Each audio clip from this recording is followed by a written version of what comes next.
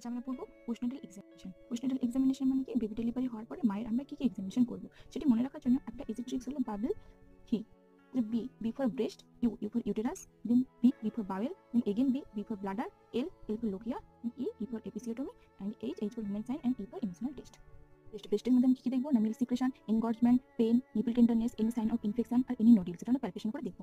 Uterus মধ্যে farm না বগি, ইউটেরাসটা hard হয়েছে না এখনো ফ্লফি বা বগি রয়েছে, দেন হচ্ছে ফান্ডাল হাইটটাও আমরা চেক করবো। বেবি ডেলিভারি হওয়ার পর ফান্ডাল হাইটটা মিনিমাম 13.2 সেন্টিমিটার এসে দাঁড়ায় এবং ধীরে ধীরে কমতে থাকে।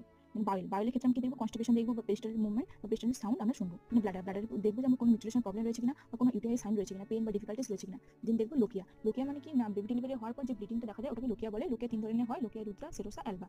এই ব্লিডিং যেটা হয় তার কালার, অ্যামাউন্ট, ওডর দেখবো। দেন এপিসিওটমিতে কাট দেওয়া হয়ে থাকে সেখানে দেখবো কোন এক্সামিনেশন করবো, কোনো রেডনেস, ইডিমা, ইচিমোসিস, ডিসচার্জ বা অ্যাপ্রক্সিমেশন আছে কিনা অ্যাপ্রক্সিমেশন দেখবো। আর দেখবো উমেন সাইন দেখবো আর ইমোশনাল স্ট্যাটাস দেখবো।